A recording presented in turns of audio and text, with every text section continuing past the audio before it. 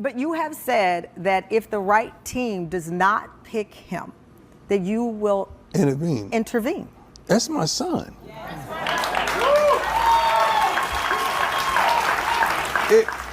It's almost like you got a child that's going into an occupation that you already dominated in. Like, come on. And you don't think I'm not gonna sit there like a navigational system and tell him, take a right there, take a left right there, take a, not that, not that, oh, no. Like, that's who I'm called to do. That's my son. I'm not gonna let my son get down in no foolishness. But you and I both know these coaches, these owners, right? You've been in the rooms. Right. The owners, billionaire owners, yes, will often say, well, this is a young man who should be making his own decisions. You know, he's got this helicopter dad. Not my son. No.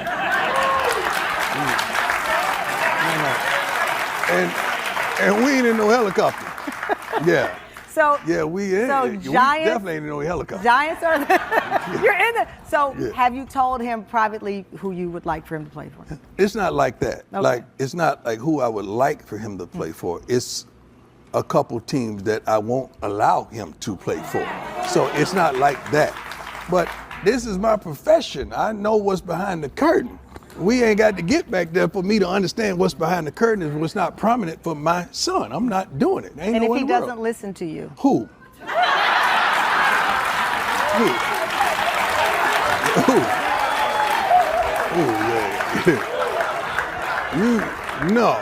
You must mean owners, like not my son. Like, my son knows my voice and he understands that I've done this and done that. Like, my kids respect their father because they know their father ain't perfect, but their father's always been present. See, that's how a father is supposed to be there for their child, man. You see what I'm saying? You're supposed to be proactively there for your child. Shout out to Coach Prime for doing that. Despite the fact of what society wants, they barely even want a daddy in the house. Particularly, you know, the melanated kind. They don't want the daddy in there actually being a part of their children's lives. That's why it's not, you know, promoted everywhere. You have to literally find it somewhere on the internet when you will see, you know, Black fatherhood being promoted.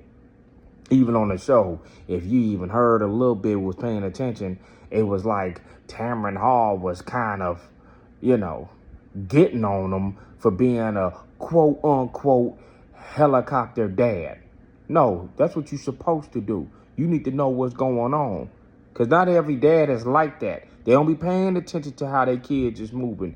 You supposed to do that. That's why I even advise, you know, if me and the partners is just talking, I say, man, you shouldn't be a father until your ducks is in a row. It don't have to be perfect, but your ducks need to be in a row so your kids have something to respect. They're going to actually listen to you because they see the fruits of your labor. Deion Sanders, his fruits proven. Everything he says, he can back it up. He knows the business. Ins and outs. What's going on behind the scenes and what's going on in front of the scenes, how the coaches act, how the owners be, all of that he knows the game. He's supposed to show his son the ropes.